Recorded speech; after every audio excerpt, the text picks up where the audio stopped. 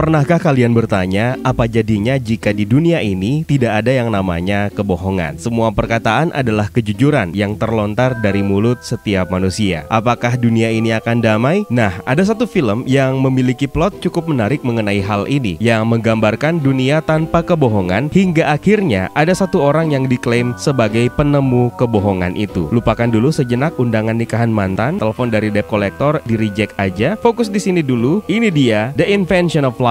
Universe, welcome to Rewatch.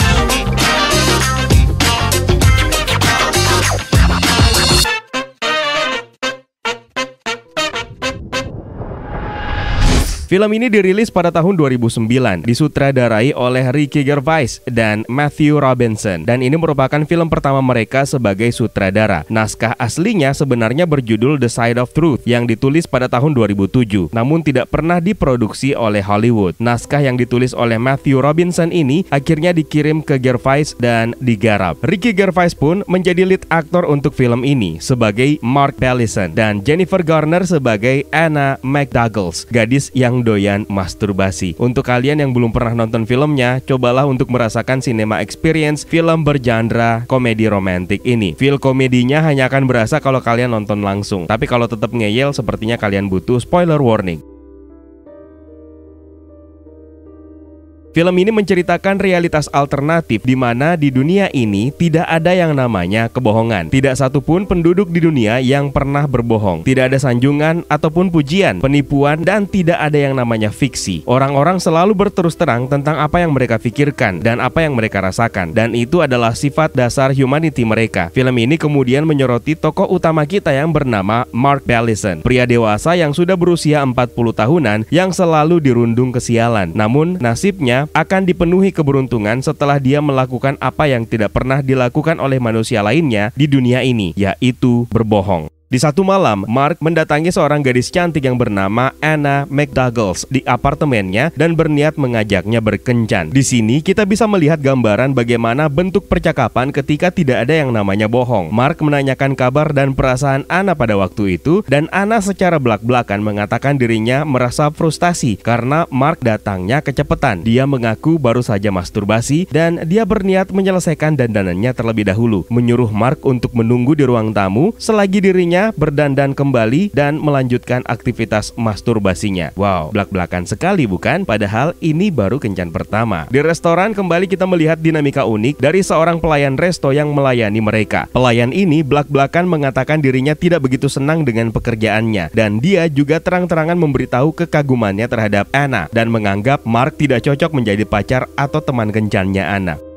Ketika menerima telepon dari ibunya, Anna memberitahu perasaannya dan penilaian jujurnya tentang Mark yang secara penampilan tidak membuatnya tertarik, dan juga Mark bukanlah orang yang sukses secara finansial. Bahkan itu dilontarkan di hadapan orangnya langsung. Sekembalinya dari kencan, Anna akhirnya menciumi pipi Mark meskipun itu dalam keadaan Anna sedang mabuk. Cukuplah untuk membuat Mark senang. Mark sendiri mengajak Anna berkencan ternyata merupakan bentuk bantuannya kepada sahabatnya yaitu Greg Kleinschmidt. Mark akhirnya pulang ke rumahnya beristirahat. Seperti kebiasaan orang pada umumnya, sebelum tidur, Mark menyetel TV terlebih dahulu dan menonton lalu ketiduran. By the way, di tayangan TV terlihat iklan Coca-Cola, dan ini adalah bentuk iklan yang sangat jujur. Tidak ada bahasa dan retorika marketing yang bagus, yang semuanya disajikan dengan jujur apa adanya. Seperti, saya meminta ente semua untuk membeli Coca-Cola, yang sebenarnya hanya air gula yang berwarna coklat, dan kadar gulanya sangat tinggi, yang bisa menyebabkan obesitas bagi ente-ente yang tidak menjaga kesehatan. Produknya disajikan dalam kemasan baru dan hanya itu saja. Tidak ada hiperbola yang biasa digunakan di realitas yang sebenarnya untuk marketing produk. Tagline-nya pun straight to the point. Coca-Cola sangat terkenal. Udah itu aja. Keesokan harinya ketika berangkat kerja, kita bisa melihat keunikan realitas alternatif ini. Seperti ungkapan jujur dari seorang tunawisma sampai kepada reklame lagi. Kalau sebelumnya di TV, kali ini placement produk di bis yang kali ini menampilkan iklan Pepsi. Bahasa marketingnya pun juga membuat kita tersenyum-senyum. Pepsi ketika kalian tidak punya Coca-Cola. Dan akhirnya kita sampai di kantor tempat Mark bekerja. Ini adalah kantor Lecture Films. Mark adalah seorang scriptwriter di perusahaan tersebut. Hari itu adalah hari terakhir Mark bekerja karena dia akan dipecat dari pekerjaannya akibat kinerja filmnya yang tidak memuaskan, yang mengambil latar sekitar tahun 1300-an atau abad ke-14 yang lesu dengan kisah sejarah yang nyata. Ingat ya, realitas ini tidak mengenal kebohongan. Film fiksi adalah produk kebohongan. Jadi dalam realitas ini, industri film pun yang ditampilkan bukanlah film fiksi, melainkan film yang berdasarkan kisah nyata. Dinamika Mark dan rekan kerjanya pun ditampilkan dengan begitu polos dan jujur. Semua orang sudah tahu kalau Mark akan dipecat hari itu, dan bosnya yang bernama Anthony akhirnya memecatnya, meskipun terlihat ragu di awal dan tidak enak melakukan hal tersebut. Hari itu bertambah berat dan bertambah sial setelah Mark menerima surel dari Anna yang mengatakan bahwa dirinya sama sekali tidak tertarik secara romantik dengan Mark. Mark pun mendapatkan ucapan perpisahan dengan dua rekan kantornya yang secara terang-terangan tidak menyukainya, yang salah satunya adalah Brad Kessler, seorang scriptwriter saingannya di Lecture Films. Merasa butuh teman cerita, Mark akhirnya mengunjungi ibunya di panti jompo. Oh iya, ini adalah keunikan lain. Panti jompo dalam realitas alternatif yang tidak memiliki kebohongan ini dinamakan a sad place for hopeless old people, atau tempat menyedihkan bagi orang jompo tanpa harapan. Keesokan harinya Mark terbangun oleh alarmnya sendiri. Namun berbeda dengan hari-hari sebelumnya, hari itu Mark tidak lagi membutuhkan alarmnya karena dia sudah tidak bekerja. Mark kembali melanjutkan tidurnya. Selamat bergabung di dunia pengangguran, Mark. Tidak lama setelahnya seseorang mengetok kamarnya dan ternyata dia adalah tuan tanah yang hendak menagih sewa kamar apartemennya yang senilai $800. Sementara di rekening saldonya hanya tersisa $300. Karena merasa tidak memiliki uang yang cukup, akhirnya Mark diusir. Merasa kecewa, dia akhirnya pergi ke bank untuk menutup rekeningnya. Teller memberitahu dia bahwa komputer dan sistem mereka sedang mati. Jadi teller tidak dapat melakukan penutupan rekening pada saat itu. Namun Mark boleh melakukan penarikan tunai. Teller lalu menanyakan berapa banyak saldo yang dia miliki di rekeningnya. Disinilah awal mula perubahan dari segalanya. Mark kemudian memiliki pencerahan di dalam otaknya yang memungkinkan dia untuk mengatakan kebohongan pertamanya di dunia dengan mengatakan bahwa dia memiliki $800 di rekeningnya, yang merupakan jumlah yang dia butuhkan untuk membayar sewa apartemen kepada pemiliknya. Setelah itu, Mark akhirnya mendiskusikan hal ini kepada temannya di bar, yaitu Greg, dan dia pun dengan begitu mudah mengatakan setiap hal yang bukan sebenarnya. Mark juga di sini masih belum menemukan kata yang pas untuk menamai penemuannya tersebut. Ketika dia mengucapkan sesuatu yang bukan sebenarnya, semua teman-temannya dengan begitu mudah percaya, padahal yang dia katakan bukan yang sebenarnya. Temannya kemudian punya ide untuk mewujudkan keinginannya memegang payudara wanita. Mark pun keluar untuk membuktikannya. Dia memberitahu seorang wanita yang melintas bahwa dunia akan kiamat kalau wanita tersebut tidak bercinta dengannya. Wanita itu pun dengan lugunya percaya dan mereka langsung ke motel untuk bercinta. Tapi tenang, Mark bukan pria sangean, jadi dia tidak benar-benar bercinta dengan wanita tersebut. Mark kembali ke bar dan mulai berpikir untuk mendapatkan uang yang banyak dengan kemampuan barunya itu. Dia kemudian mengajak Greg untuk pergi berwisata. Di perjalanan mereka dihentikan oleh petugas lalu lintas karena Greg kedapatan mengemudi dalam keadaan mabuk. Setelah memaksa Greg keluar, Mark kemudian memberitahu polisi tersebut bahwa Greg tidak minum dan tidak mabuk. Pak polisi malah langsung percaya begitu saja dan Greg pun bebas dari tuduhan pelanggaran lalu lintas. Dengan bersemangat, Mark dan Greg menuju ke sebuah kasino. Dengan bekal bakat berbohongnya, Mark mengecoh bandar di permainan roulette dan beberapa permainan judi komputer lainnya, dan mereka berdua pun pulang dengan uang dengan jumlah yang begitu melimpah.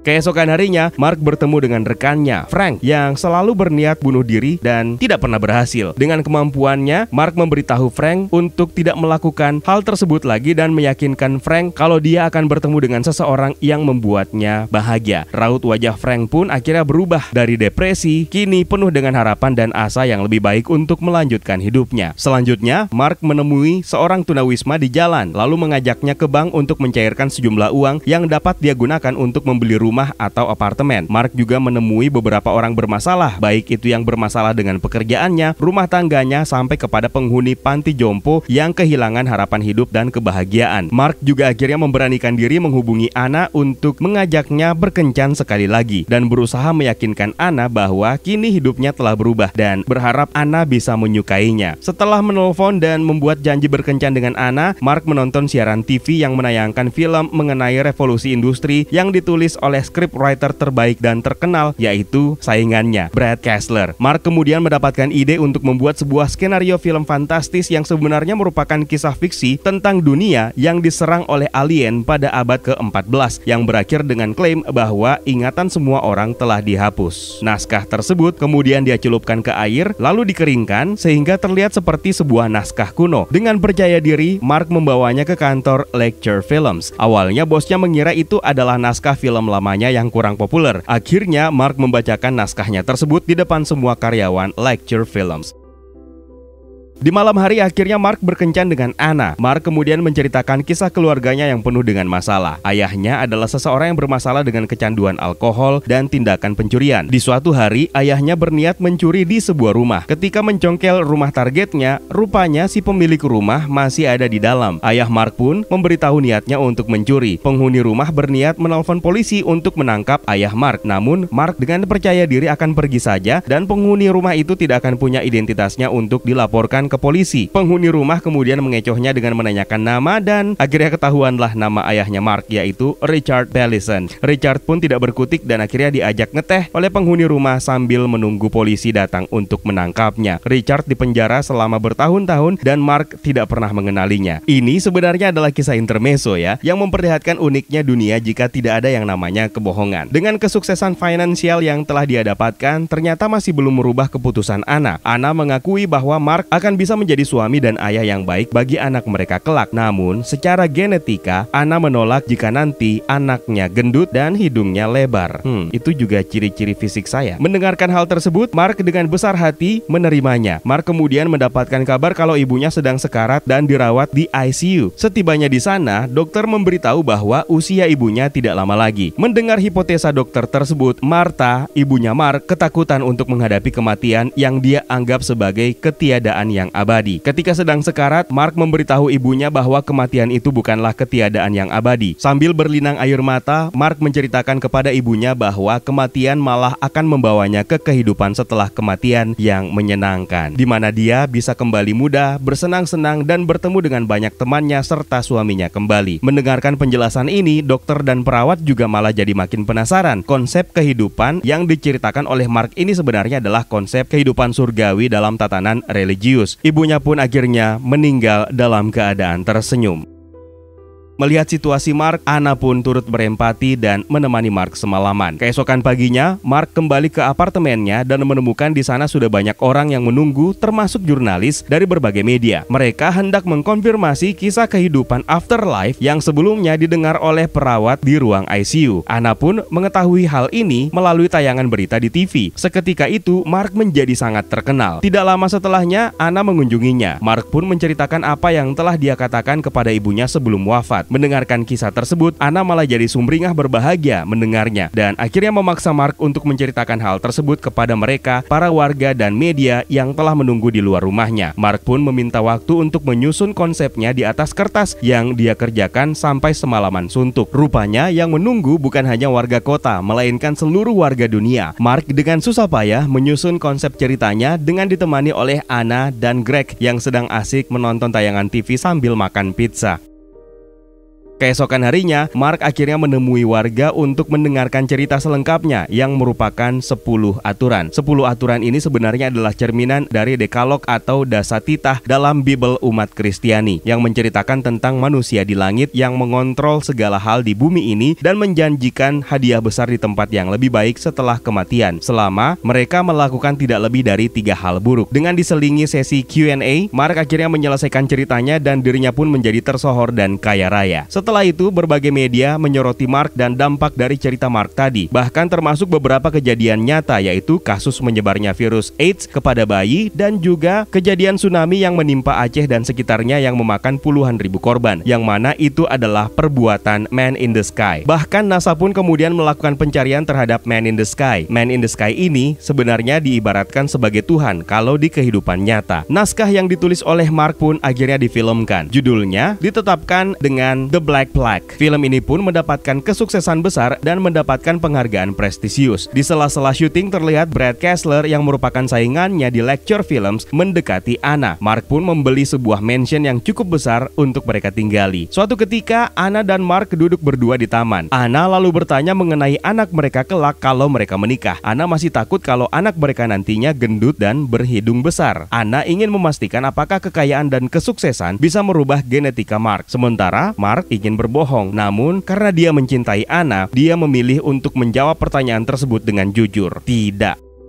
Suatu ketika, Anna pamit keluar berkencan dengan seseorang. Mark kaget ketika orang yang mengajak kencan Anna ternyata adalah Brad Kessler, saingan beratnya. Brad rupanya tidak berhenti mendekati Anna selama ini hingga membuat Anna merasa nyaman. Anna juga mengungkapkan bahwa sehabis berkencan, dia ingin bercinta dengan Brad. Ini tentu saja membuat Mark terkejut dan panik hingga memperingatkan Anna bahwa ada satu aturan yang harus dia ikuti, yaitu dia baru boleh bercinta kalau sudah menikah. Anna kemudian memberikan sebuah kartu ucapan selamat ulang tahun kepada Mark. Rupanya itu adalah kartu ucapan selamat ulang tahun dan ajakan seks. Tapi apa boleh buat, Mark sudah terlanjur membuat aturan fiksi baru dan kesempatan bercinta dengan Anna pun terlewatkan begitu saja. Brad pun datang menjemput Anna dan merampas kartu tersebut, lalu memberitahu Mark kalau dia akan menikahi Anna. Ini tentu saja membuat Mark frustasi dan bersedih.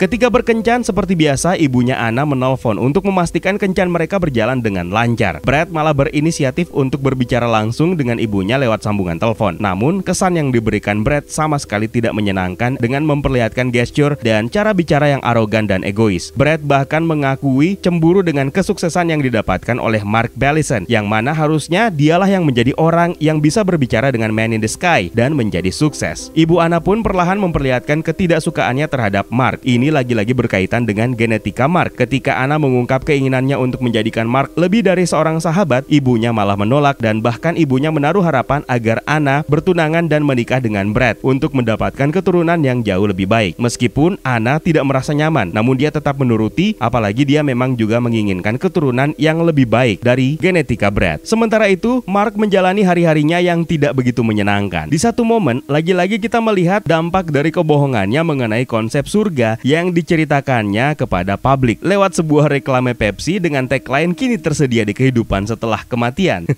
Pelan-pelan Mark juga mulai kehilangan respek dari orang-orang dan lagi-lagi terlihat seperti pecundang. Singkat cerita, beberapa hari setelahnya Anna mengunjungi Mark. Di sini Mark sudah terlihat sangat lusuh dan tidak terurus. Dia kelihatan berewokan dan gondrong.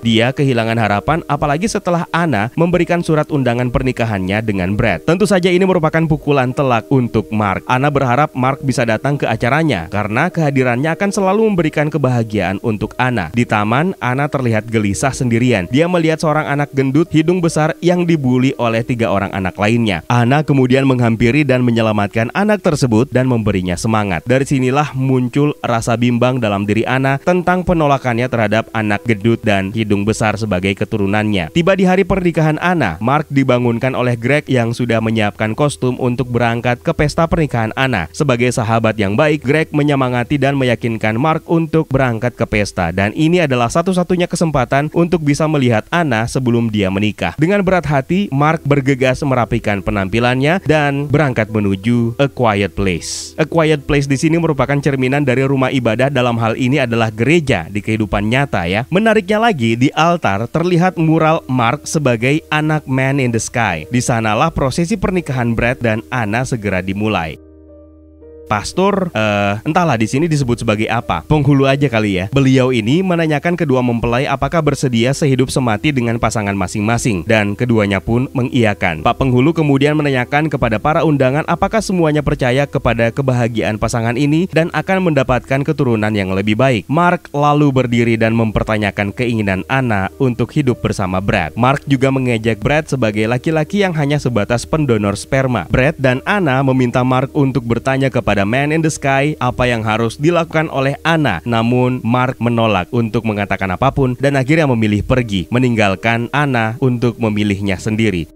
Akhirnya, terlihatlah Anna menyusul Mark keluar dari A Quiet Place dan menemui Mark. Mark pun pada akhirnya mengakui kalau selama ini dirinya berbohong tentang banyak hal. Anna malah tidak yakin dan menanyakan kenapa Mark tidak berbohong untuk meyakinkan Anna sebelumnya agar mau menikahinya. Mark mengakui bahwa itu tidak termasuk dalam hitungan dan Anna pun menyatakan cintanya kepada Mark serta dia menginginkan anak gendut dan berhidung besar. Akhir cerita, mereka akhirnya berkeluarga dan memiliki anak. Di meja makan, Anna menyiapkan hidangan masakannya sendiri. Dengan kemampuan berbohongnya, Mark mengatakan makanan tersebut lezat. Dan rupanya anak mereka pun juga memiliki kemampuan berbohong yang diwarisi dari ayahnya.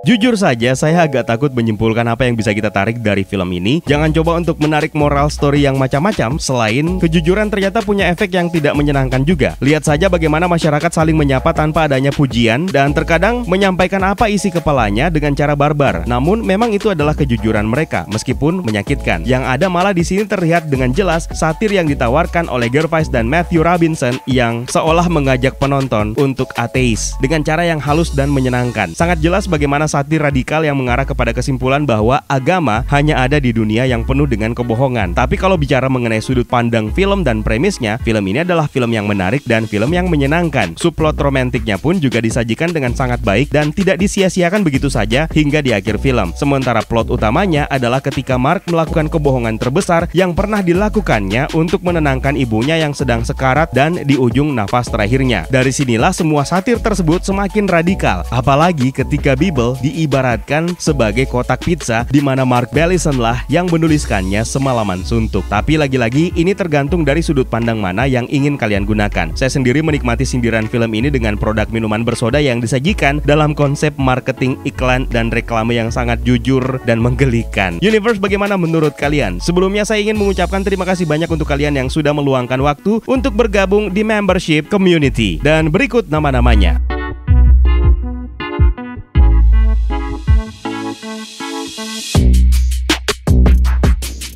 Once again, thank you so much. It's time for me to sign out. My name is Eka. Stay safe and until next time.